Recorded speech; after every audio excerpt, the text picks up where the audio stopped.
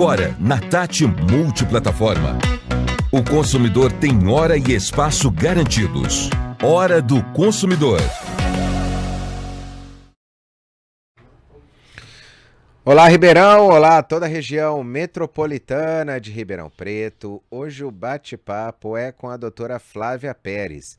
E são assuntos também muito, mas muito recentes e atuais, que acabam modificando um pouco o cenário de como a vida é levada pós algumas situações, principalmente quando falamos a respeito da herança de mundos digitais, né, ou sucessões dos mundos digitais, das mídias sociais, das quais existem inúmeros consumidores de um produto, de um serviço, de um nome que vem sendo utilizado, que vem sendo vinculado a uma marca, e por isso, e mediante a vários acontecimentos, inclusive da última semana, que alguns influenciadores digitais acabaram falecendo, nós tivemos o caso da própria Marília Mendonça, entre outros, que é interessante falarmos um pouquinho sobre para quem fica, como fica tudo aquilo que é deixado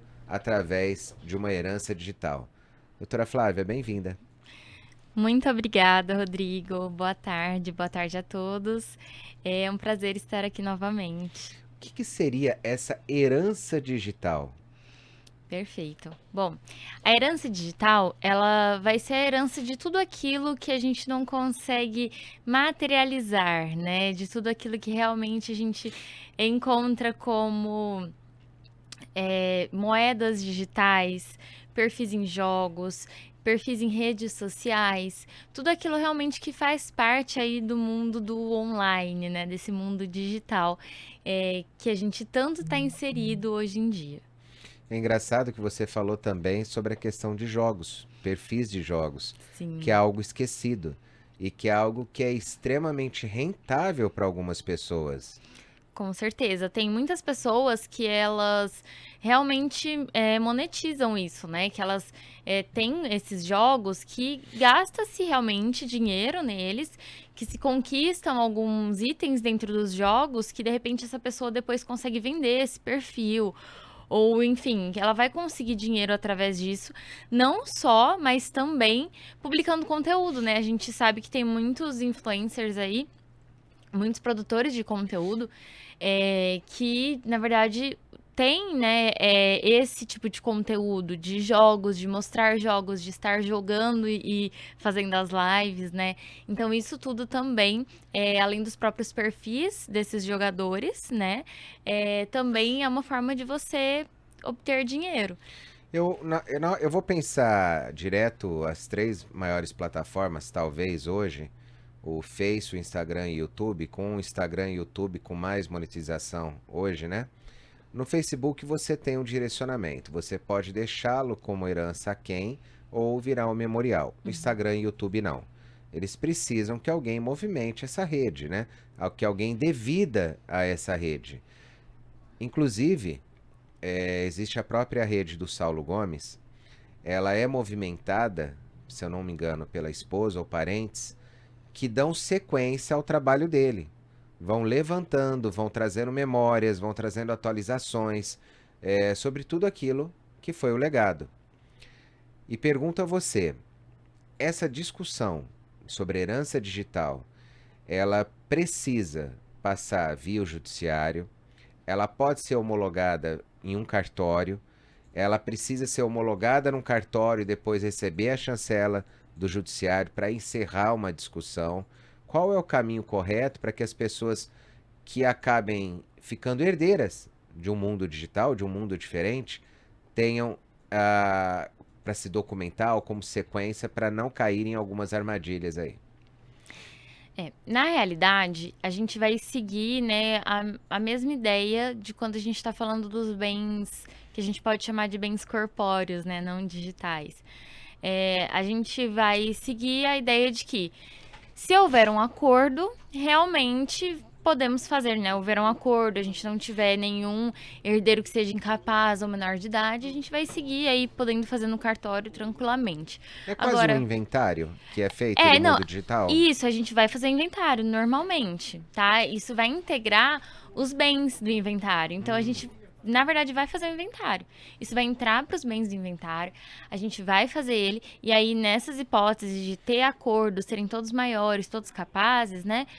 A gente pode fazer no cartório sem problema nenhum. Agora, não havendo acordo ou tendo algum incapaz, algum menor de idade, aí a gente já está falando realmente de uma necessidade de ir para o judiciário. Então, aí a gente vai para o judiciário, faz esse inventário e dentro dele a gente também trabalha a questão desses perfis. Né? E assim, a gente tem enfrentado muitas discussões dentro do próprio direito, sabe? Quais são os bens que poderiam realmente entrar nessa herança, até que ponto a gente também não está ferindo algum direito de terceiro, porque é muito legal quando a gente para pensar que, por exemplo, eu tenho uma rede social, eu posto as coisas que eu quero, mas eu converso com você, Rodrigo. E às vezes você me manda alguma informação, compartilha uma foto, alguma coisa comigo que você não quer que outras pessoas saibam. E aí, como que fica isso? Porque também é o teu direito. E eu falo, e na hora que você levantou esse assunto, é interessante porque algumas profissões existem a obrigação, né, em se manter o sigilo. Imagine você, uma psicóloga atendendo um paciente online, né, ou um médico fazendo o mesmo, ou um padre também fazendo a mesma coisa, né, puxando para outro lado, inclusive, ou assuntos extremamente particulares, uma negociação bancária, por exemplo, né, e que acaba também partindo no meio de uma herança digital. Exato. Deveria existir um critério anterior? Aí no sentido em que eu, que tenho mídias sociais, eu deixaria muito bem claro quem seria talvez a pessoa que iria apagar determinados conteúdos ou bloquear determinados conteúdos. E dessa forma entregar para o herdeiro. Como se for, não sei se um curador ou alguém que responsável por isso, né? Existe essa possibilidade também no mercado ou no mundo judiciário? Existe, a gente pode fazer isso através de testamento ou não necessariamente, né? Como você mesmo disse, o próprio Facebook já dá essa opção para nós, da gente colocar quem a gente quer que tenha essa, né, herde a nossa conta e que vai ser a pessoa responsável por fazer essa curadoria.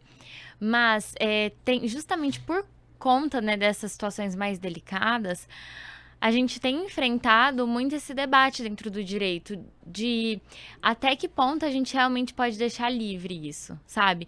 Até que ponto realmente vai valer a vontade da pessoa de deixar para alguém. Ela pode realmente fazer isso? Porque ela também está envolvendo outras pessoas. Por outro lado, não é realmente um direito, né, desses herdeiros, desses familiares, desses entes queridos, de poderem ter acesso àquela pessoa, né, de alguma forma. É um pedacinho dela que ela deixou. E não só isso, tem um caráter financeiro, porque, por exemplo, no caso da Marília Mendonça, que você falou, Rodrigo, a gente tem uma situação de ela ganhar milhões de seguidores após o falecimento dela. E isso a gente sabe que é monetizável, né? Então, é algo que realmente essa família, né, esses herdeiros, têm o direito de explorar também. E é engraçado que dentro do mundo digital acontece algo diferente, que as pessoas acabam procurando perfis, né, se interagindo ou tentando interagir um pouco mais com os herdeiros. Né? Você pega o número de seguidores que Marília tinha e Marília tem. Né? O número de seguidores que o Gugu, o outro exemplo. Entre outros cantores e influenciadores do mundo. Inclusive, as pessoas, o que entra nesse inventário também é o trabalho feito. E o trabalho que está entregue. Né? Quem receberá por isso? Exato. Né? Esse trabalho continuará? Precisará alguém para decidir a continuidade desse trabalho? E nós sabemos que existem vários influenciadores que vivem exclusivamente de trabalhos digitais. Sim. Não colocam o seu rosto em um painel. Não, eles vivem dos trabalhos entregues via digital. Ou através dele, ou do nome dele, ou do rosto dele, que é feito aquele trabalho. e que também é para se pensar. E aí eu penso num outro caminho que nós já vimos no Brasil, e aí eu puxo para o caso da Elis Regina e da Maria Rita, em que uma determinada propaganda foi utilizado via inteligência artificial a imagem da Elis Regina, automaticamente, com a anuência da família, né, e tudo mais. Mas isso também pode acontecer com os herdeiros de um grande influenciador, de um grande artista, né, e que precise dar sequência ao trabalho e dali para frente comece a utilizar a inteligência artificial. E aí, como que ficam as negociações, como que ficam os trabalhos feitos ou não feitos, ou para serem entregues, para quem acaba sobrando toda essa administração antes da decretação de uma determinada sentença judiciária? Porque tem aquele lapso, né? Entre você Isso. entrar e a decisão ocorrer. Então, esse é um assunto muito delicado ainda, assim, né? O direito, ele é feito e ele tem que avançar com a sociedade. Mas o tempo do direito não é o mesmo tempo da sociedade. Então, veja, a gente está começando a conversar desses assuntos agora, né? E há quanto tempo que a gente já não está no digital? Nós temos, assim, poucos autores ainda trabalhando sobre isso. E qual que é a grande questão? Quando a gente fala sobre direito de imagem, ele é o que a gente chama de direito personalíssimo. O que é isso, né? É um direito da pessoa. Ou seja, ele nasce e ele morre com a pessoa. E aí, como que fica essa questão, né, das figuras públicas realmente, né? Aí é um ponto que a gente passa a questionar mesmo, né? E é bem, assim, novo isso de o que aconteceu, por exemplo, com Elis Regina, de poder usar a imagem dela, né? Acaba sendo uma batalha aí, muitas vezes, judicial, porque a gente tem o inventariante, que é a pessoa que vai ficar responsável pelos bens dentro do inventário. Mas a gente vai ter essa discussão, porque se de repente algum herdeiro se opor, né, a gente vai vivenciar isso. Eles são responsáveis pelos bens dentro do inventário ou também por aqueles recebimentos, né? Olha, foi colocado lá um valor de 100 mil dentro do inventário, com bens e valores que a pessoa tinha em conta, mas ela estava recebendo ainda parcelas até o final, mais durante um ano, que contabilizaria aí um valor de 200 mil. Esses outros 100 mil que ainda não entraram, eles também pertencem ao inventário, precisam ficar lá informados no inventário, que inclusive para qual conta irá? Precisam. Isso porque, quando tem o falecimento de uma pessoa, automaticamente, todos os bens dela vão se transformar no que a gente chama de espólio. É como se virasse, a gente até fala, né, que é como se fosse uma pessoa mesmo Uhum. figurativa, né? Vai ser o patrimônio todo dela que vai chamar espólio de fulano. Então, por exemplo, o espólio da Marília Mendonça. Todos os bens, toda a massa patrimonial dela, valores, a conta dela do Instagram, do Facebook, do YouTube, os contratos que ela tinha em aberto, tudo isso vai fazer parte dessa massa. E esse inventariante, ele vai realmente servir para administrar tudo, não só administrar, como prestar contas também. Então, tudo que receber tem que ser recebido em favor desse espólio. Ele não vai simplesmente poder fazer o que ele quiser com esse dinheiro, não é assim que funciona. Então, a partir do momento que a gente tem um inventário, tudo passa, né, a ser supervisionado quando a gente tem um inventário judicial, por exemplo, o caso da Marília que tinha o filho, né, pequeno, tudo passa a ser supervisionado realmente pelo judiciário, né? Quando a gente tem principalmente discussões dentro desse inventário, quando não é algo amigável. Algo que eu tenho percebido muito no judiciário, e eu falo que principalmente dentro da família e sucessão, que é uma vara muito sensível, né? Ela mexe com muitas informações internas e externas àquele grupo que entrou no inventário. Por que ainda tem se demorado tanto para se resolver o problema? Os problemas são criados e são protelados graças àquele grupo familiar ou aquele grupo que acabou se tornando herdeiro, né? Que participa do processo, ou isso vem muito do judiciário que está abarrotado e tem uma dificuldade enorme em contratação, em novos concursos, em novos profissionais, para que consigam suprir esse espaço. E é um espaço extremamente grave e importante para a família que seja resolvido o quanto mais rápido, para que, em alguns casos, se enterre, literalmente, tudo aquilo que aconteceu, todo o problema. Porque a pessoa fica revivendo o inventário. E aí revive problemas que aconteceram lá enquanto a pessoa era viva. Eu conheço alguns que o luto permanece, por incrível que pareça, completo durante o inventário. É, porque a pessoa não deixa encerrar, né, É. aquele momento, não deixa, como se não deixasse a pessoa realmente partir, né, quem já se foi.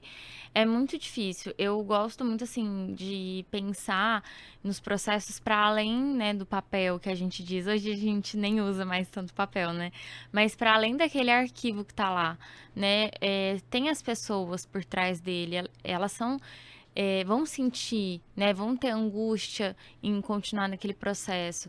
E assim, Rodrigo, realmente, eu acho que é um pouco dos dois, sabe? Tanto um pouco das pessoas que estão fazendo parte daquele processo, que muitas vezes estão criando empecilhos, principalmente quando a gente fala de uma ruptura, né? Sempre que a gente tem rupturas, e aí no caso do inventário acaba sendo de uma certa forma, a gente vai ter dificuldades, né? Quando as pessoas não querem realmente colaborar. Então, muitas vezes, o inventário, principalmente com muitos bens, a gente vai ter essa situação de pessoas brigando realmente por alguma coisa que discordam. E aí um processo que vai se demorar, porque se juntam petições, se argumentam coisas, se pesquisam, enfim, né? Vai a fundo e discutindo. E a gente também tem um judiciário que realmente está abarrotado, né? Um judiciário que não dá conta de tudo, infelizmente, né? A gente sabe que os processos estão demorando bastante, principalmente aqui em Ribeirão Preto, porque realmente eles não dão conta, é muita coisa, sabe? E, ao mesmo tempo, a gente tem a possibilidade do extrajudicial, né? Então, assim, se as pessoas sentarem, conversarem, chegarem, de repente, né, tiverem um bom senso, muitas vezes, né? É claro que tem casos que não tem como, né? Mas eu acho que, assim, sempre que der, a gente, né, pode priorizar essa forma de solução. E a gente também tem que considerar que, assim, o processo de inventário é um dos mais burocráticos que a gente tem, ao meu ver, sabe? Ele é um processo que tem muitos passinhos, assim, para serem seguidos. Ô Flávia, Então também tem isso. essa questão da parte digital, existe algo que hoje as pessoas que trabalham nessa área, que tem uma renda através dela, eu não vou falar empresas, eu vou falar, são aqueles autônomos, influenciadores, os que trabalham nessa área, que eles consigam blindar tudo isso e satisfazer algo quando ele for deixar o item, né, como herança a alguém, ele consegue fazer tudo isso de forma antecipada e já direcionada e precisa informar a plataforma, né, que ele estiver utilizando que tal pessoa dará sequência ou não há também essa necessidade. Eu acredito que seja muito importante até fazer, né, esse aviso prévio, porque daí não, né, já manifestou a sua vontade em vida, não tem como dizer que não sabiam, né? Então vai ser muito mais fácil se esse herdeiro, essa pessoa com quem realmente ficar esse perfil, por exemplo, na rede social, ela pleitear isso se necessário for na justiça. Olha, a rede social tal não está me deixando mais ter acesso, cancelou a conta, encerrou a conta, mas eu tenho, né, aqui, e aí como que vai dispor isso, né? Através de um testamento. Porque é através do testamento que a gente deixa os bens para quem a gente quer, e aí através do testamento vai deixar aquela conta, aquele perfil para determinada pessoa, até estabelecendo, olha, eu quero que você vai receber, estabelecendo, né, algumas regrinhas que gostaria de que fosse feito, né, destinado com esse bem.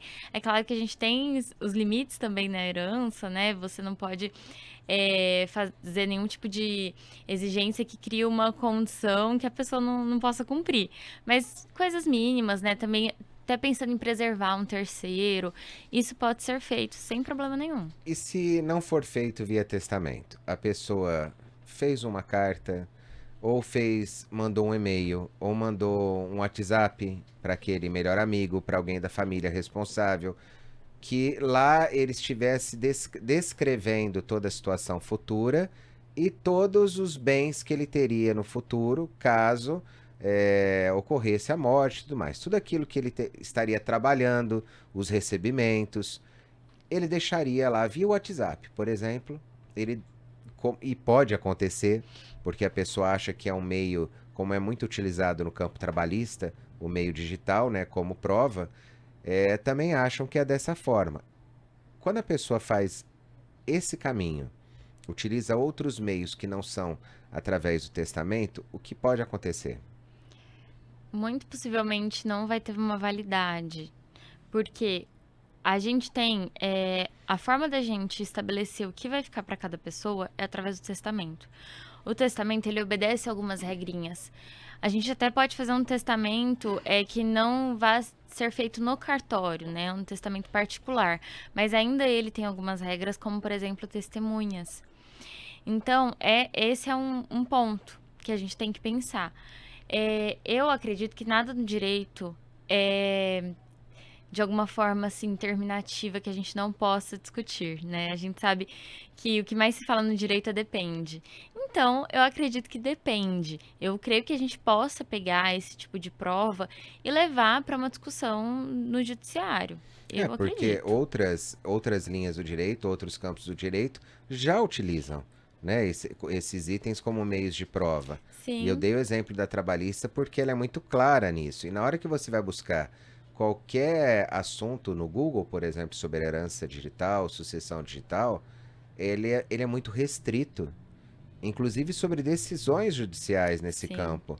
Há uma restrição tão grande, e não é por conta do judiciário trabalhar ou não em cima disso, é porque não tem uma demanda e ainda também não tem um trabalho feito pelo Supremo, né, o superior, que dê um caminho, algo jurisprudencial, que fale, ó, a partir daqui, tudo será dessa forma. exato. E isso que me chamou muita atenção para poder trazê-la e falar sobre esse assunto, porque eu sei que você tem o conhecimento e a capacidade para falar, porque é um assunto muito recente, pouco ainda discutido, eu vejo, e que tem uma necessidade muito grande por brasileiro, que acaba desenvolvendo um trabalho cada vez maior dentro do campo digital, Sim.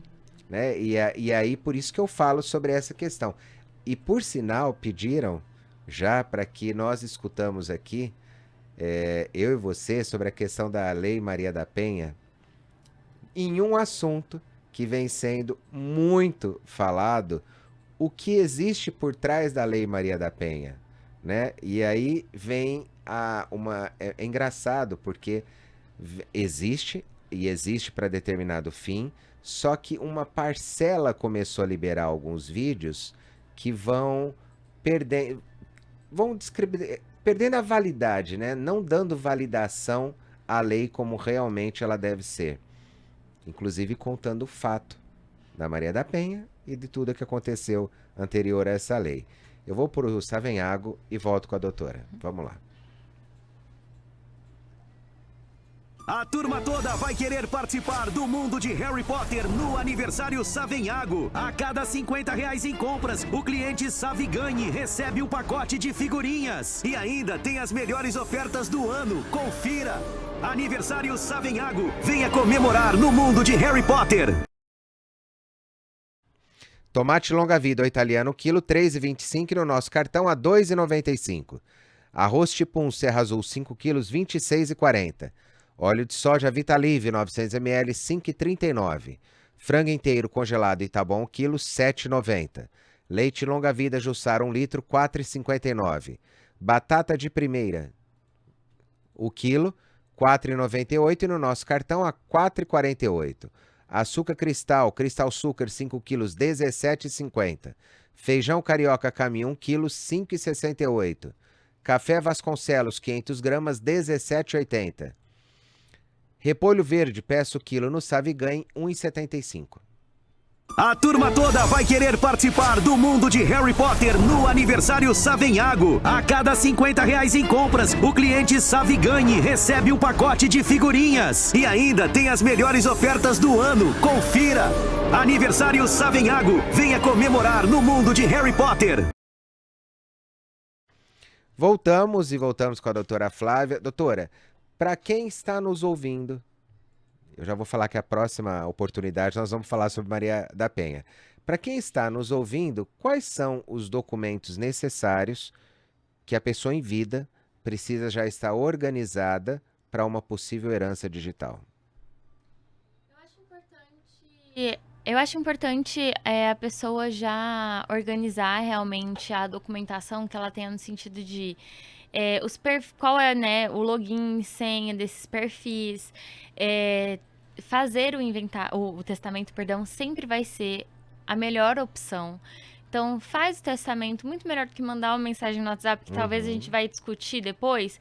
O testamento é certo, entendeu? Então, vamos lá, faz o testamento, procura, né, um advogado de confiança para poder fazer esse testamento, que vai poder te orientar para isso adequadamente.